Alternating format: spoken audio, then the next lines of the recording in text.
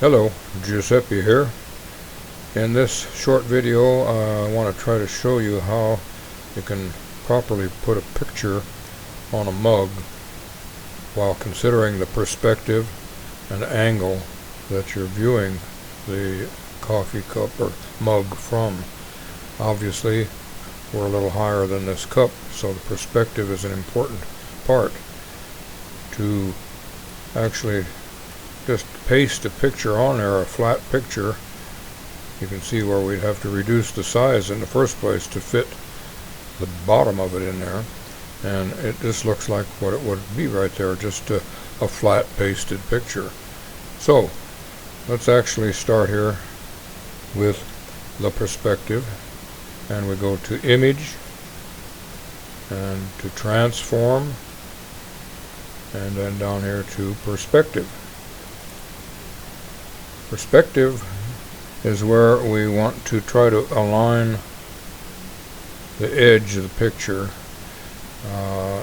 the actual angle of this cup is what I'm trying to mimic with the angle of the left edge of that picture, and that gives us the same perspective to the picture as what we have to the cup.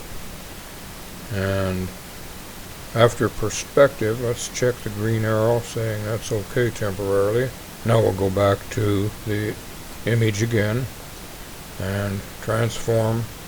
This time, instead of perspective, we're going to choose skew.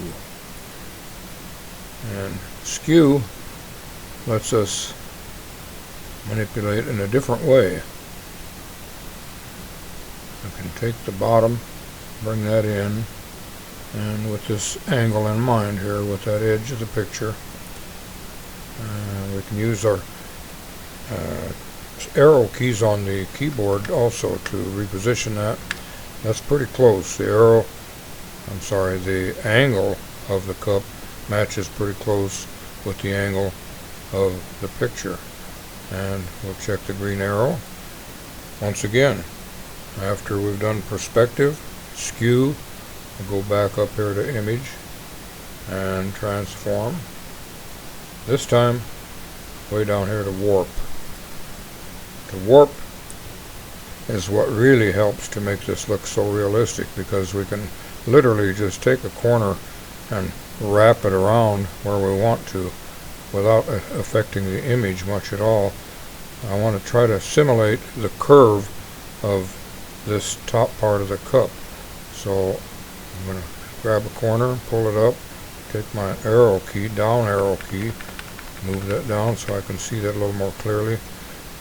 Go up a little higher with this corner to right about maybe there. That's pretty close. Maybe just a tad more with this one. Okay, and then we'll try the same thing with the bottom. Now the bottom is heavier on the bottom on the curve here, so that's how we need to make the picture. So we'll draw this part of the picture down, trying to simulate that curve that's on the bottom of the cup there. Come pretty close to it by just stretching it one at a time. And that's pretty close. So we've got the curve here at the bottom, just about like it is on the bottom of the cup. And now, since we've stretched it a little longer than it should be, we can grab it in the middle here and bring the faces back to realism again. That's pretty close. And if that looks suitable, hit the green arrow a little bigger, and even a little bigger here, so that we can see it up close. There we go. So that makes it look so much more real. Now if you want to add one more touch to this that sometimes does help even more realism, make sure over in the layers panel here that the picture is selected and not the cup, and then reduce the opacity to 75-80%, somewhere in there. It allows just a little bit of that red to kind of bleed through the picture, making it more realism, like the picture is actually stuck right on that red cup. So we did the perspective first, then the skew, and then the warp, followed by a little adjustment with the opacity. So that winds this little video up. Hope you learned something and enjoyed viewing it. This is Giuseppe. So long.